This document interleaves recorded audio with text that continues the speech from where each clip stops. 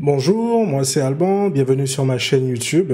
Alors l'objectif de la vidéo d'aujourd'hui va être en fait d'avoir les éléments qui vont nous permettre d'analyser rapidement le graphique d'un crypto actif dans le but de trouver des positions aussi bien à l'achat qu'à la revente. Alors actuellement le marché, nous sommes en janvier 2021, donc le marché est actuellement en chute et donc c'est l'occasion de faire le point sur certains actifs qui peuvent avoir de très bonnes fondamentales et essayer de trouver des points d'entrée. Alors, l'outil qu'on va utiliser principalement aujourd'hui, ce sera donc CoinMarketCap. Donc c'est un peu comme je l'ai déjà expliqué assez souvent, c'est ce que j'appelle mon journal. Et donc l'idée va être d'analyser un actif et essayer de trouver quel point d'entrée peut être intéressant pour se placer. Alors je rappelle que en fait je ne suis pas conseiller en investissement et donc que ce que nous allons regarder aujourd'hui ce n'est uniquement que dans un but d'éducation. Alors donc du coup je vais sur mon actif Polygon que je choisis, par exemple le Matic. Je ne possède pas actuellement de Matic, enfin si, j'en ai un tout petit peu, mais voilà, ce n'est pas pour vous inciter à en acheter aujourd'hui, mais on va analyser donc du coup cet actif. Donc je rappelle que le marché se lit de la gauche vers la droite. On regarde ici, en cliquant sur All, tout l'historique de l'actif Matic. Et donc là maintenant, l'objectif en fait, le premier objectif va être de tracer ce qu'on appelle des supports et des résistances afin de trouver des prix d'entrée. Donc on va essayer de définir en fait qu'est-ce que c'est qu'un support. Le support en fait c'est une zone de prix où le marché, le support c'est une zone de prix ou une ligne de prix ou un prix auquel le marché lorsqu'il est en chute n'arrive pas à aller plus bas. Donc immédiatement en fait ici je peux vous dire que ici dans cette zone là il y a une zone de support. Ok, le marché ici est en progression haussière, il a diminué, il a rebondi donc sur cette zone de prix avant de poursuivre sa hausse. Ici, dans cette phase baissière, l'actif en fait n'a pas réussi à aller plus bas, qui correspond également à la même zone de prix qu'il y avait précédemment, et ensuite a poursuivi à la hausse. Donc en fait, ici, on a une zone de support. Ok, on va identifier une autre zone de support, donc il y en a une directement ici. Donc ici, le prix était en chute, il n'arrivait pas à aller plus bas, il a fait un support, il a continué sa vie, et ensuite, par la suite, on a cassé la zone de support pour continuer plus bas et aller retrouver cette zone de support ici. Ok? Pareil ici, zone de support. Ok? On a une autre zone de support à ce niveau-là, et qui est plutôt intéressante, puisqu'en fait, c'est une zone qui a fait à la fois support et résistance. On a fait support dans cette partie-là, et on a fait résistance dans cette partie-là. Donc ça veut dire que c'est un niveau qui est plutôt un niveau clé et intéressant pour la suite de l'actif qu'il va falloir surveiller. Donc ici, on a encore une zone de support. Il y a d'autres zones de support ici, mais il y a beaucoup de volatilité, donc je ne vais pas analyser les zones de support qui sont par ici. Ok ? Maintenant, on a vu les supports qui sont tracés en bleu. On va maintenant regarder les zones de résistance. Donc là, je vais changer de couleur, je vais passer sur du rouge par exemple, et je vais vous tracer en fait une zone de résistance que je vois en fait immédiatement ici, qui peut en plus être une zone de résistance plutôt forte pour l'actif, parce que c'est une zone qui a fait résistance ici, et qui a également fait support à ce niveau-là. Alors, je vais prendre un cercle pour vous représenter en jaune les fameuses zones. Donc on a fait support à ce niveau-là. Attendez, je fais de n'importe quoi. Donc on a fait à ce niveau, Par ici, c'était plutôt confondu. Et actuellement, là où est le marché, on était dans une phase baissière, on a repris une phase haussière, mais si on zoome, on voit qu'on est en train de batailler ici sur cette zone, puisque c'est un niveau clé qui a déjà fait support et résistance par le passé, et c'est un niveau qu'on est actuellement en train de travailler sur le Matic. Ok ? Donc là, on a vu donc, les supports, les résistances. Alors, on va peut-être mettre une autre zone de résistance, histoire d'être mieux sensibilisé sur le sujet. Donc on voit en fait que ici, on a une zone qui a fait résistance par le passé. Ok? Donc, si maintenant on donne on donne des prix, donc on sait qu'on a une zone de support à peu près vers 76 centimes, enfin on va dire 75 centimes, zone de support, 1,20 $, 1,20 $ à peu près zone de support, et ensuite si on a ce support ici qui est à ce niveau-là, qui est à 1,33 $, qui sert de support, ok? Et le niveau que nous travaillons actuellement, c'est la zone des 1,6970 $. Voilà, la zone des 1,70 $, c'est la zone que nous travaillons actuellement et qui est effectivement un niveau clé, je dirais, majeur pour l'actif Matic, puisqu'il a fait à la fois support et résistance dans son histoire. Ok? Donc là, on a vu les zones de support et de résistance. Le premier principe, en fait, qu'il y a dans le trading, c'est de dire qu'on achète les zones de support et on vend les résistances. Donc cela veut dire que si l'actif Matic Polygon est un actif qui m'intéresse, donc globalement, ce que je chercherai à faire, c'est acheter les zones de support.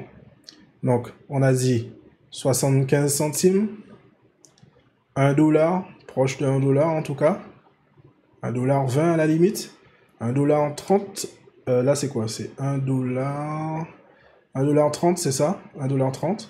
Et la zone sur laquelle nous sommes là actuellement, qui a plutôt servi de résistance, mais on ne va pas l'observer en ce moment, puisqu'elle n'a pas encore vraiment agi en support. Elle a agi en support un tout petit peu plus haut, à 1,82 $. Ok? Mais comme j'ai dit, tout en haut là, il y a beaucoup de volatilité. Je ne vais pas me concentrer en fait sur ces zones de prix pour l'instant. Donc, voilà, voici les zones en fait, en tout cas, si je devais investir sur le Polygon Matic, les zones que je surveillerais actuellement. Ensuite, les zones de résistance, ce sont les zones où je chercherai à vendre. Donc effectivement, là, je vais tracer une deuxième zone, enfin une troisième zone de résistance en rouge. Alors, dessiner, parce qu'en fait, c'est une zone de résistance plutôt importante dans l'histoire de l'actif. C'est une zone qui correspond, alors lorsque je vais dessus, à environ 2,10 $, entre 2,10 $ et 2,21 $, zone de résistance plutôt importante dans le cadre de cet actif. Et généralement, en fait, par exemple, si j'achète aujourd'hui du Matic, je sais que la prochaine zone que je chercherai à vendre pour récupérer un peu de profit, ce sera justement en fait cette résistance qui est juste au-dessus, qui est plutôt une résistance plutôt importante dans le cadre du petit historique de vie de Matic, puisque c'est une résistance qui a déjà agi 2 fois par le passé. Ok? Donc, lorsque j'arriverai dans cette zone de résistance, je vendrai par exemple 20% de mon portefeuille en Matic, histoire de récupérer un tout petit peu de bénéfice au cas où l'actif chute. Et s'il poursuit, ben, je le laisserai poursuivre, et ce n'est que lorsqu'il touchera son ATH que je vendrai à nouveau 20% de mon portefeuille. Excusez-moi. Donc là, on a vu les zones de support et de résistance. Le deuxième élément qu'on utilise dans le cadre de l'analyse graphique et de l'analyse technique, et surtout aujourd'hui dans le cadre d'une analyse purement simple d'un graphique en linéaire, c'est ce qu'on appelle les trendlines. Alors ce que je vais faire, c'est que là maintenant, je vais effacer mes petites annotations, et je vais tracer en fait une droite, parce qu'en fait, il y a deux types de trendlines. Il y a les trendlines qu'on appelle haussières, et les trendlines baissières. Alors là, je vais tracer une trendline tout simplement qui est haussière, et je vais vous expliquer pourquoi on dit que c'est une trendline haussière. Donc c'est une droite de tendance qui est à la hausse. J'aurais pu mettre en fait une flèche à ce niveau-là pour montrer qu'on est dans une progression à la hausse. Et vous verrez en fait, alors je vais changer de couleur, je vais les mettre en jaune.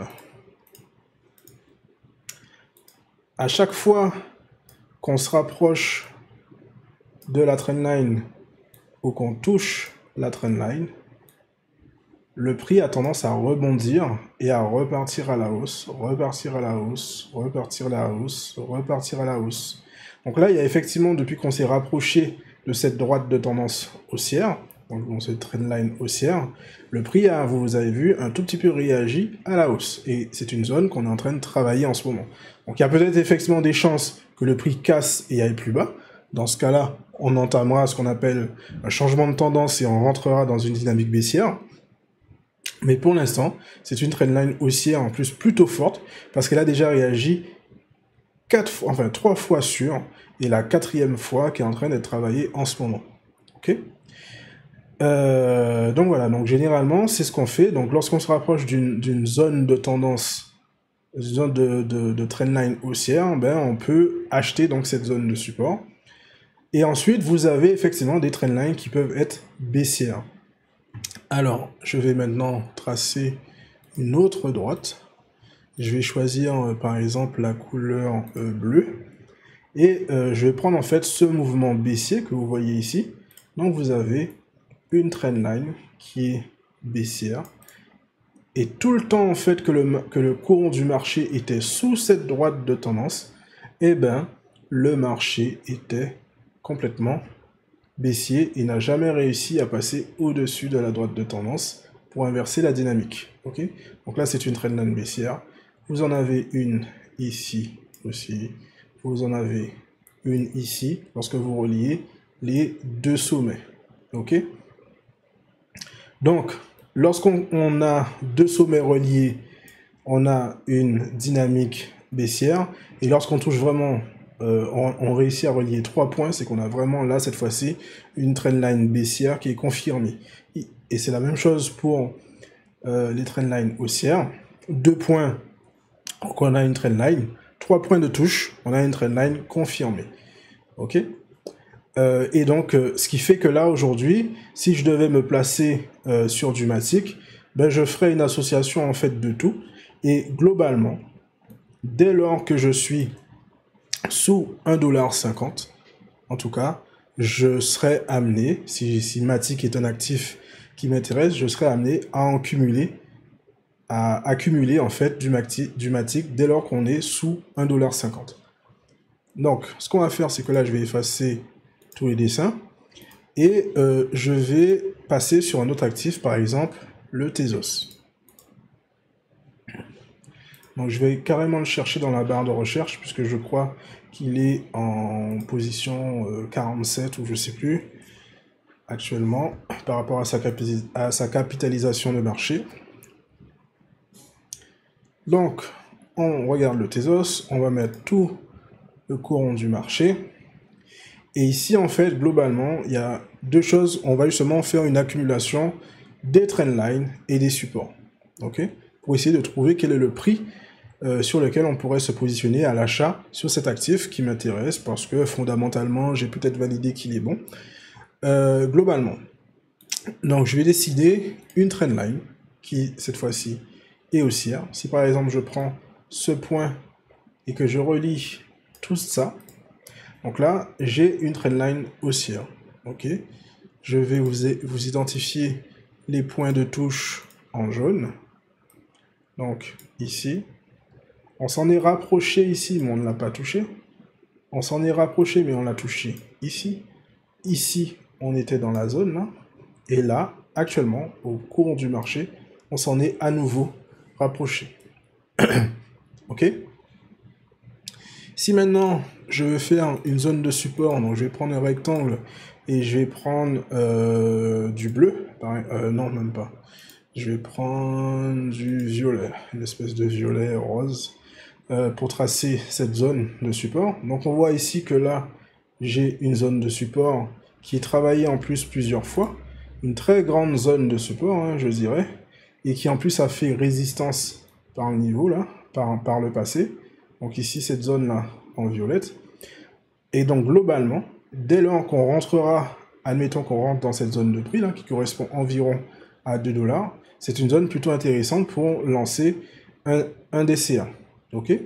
Mais si j'élargis plus globalement, ici, là, j'ai des zones là, à ce niveau qui ont fait à la fois support et résistance par ici, là, qui sont vers 3 $. Globalement, si j'élargis en fait ma zone d'investissement, je me dirais que dès lors que je suis sous 3 $, eh ben, c'est une zone intéressante pour moi afin d'accumuler du Tezos, où dès lors que je rejoins cette trendline haussière qui est ici, j'accumule effectivement, lorsque je me rapproche de cette droite de tendance, je lance mon DCA afin d'accumuler sur cet actif. Donc voilà, c'est terminé pour la vidéo d'aujourd'hui. J'espère qu'elle vous sera utile. N'oubliez pas de lâcher un pouce bleu et de vous abonner à ma chaîne YouTube. Merci, à bientôt.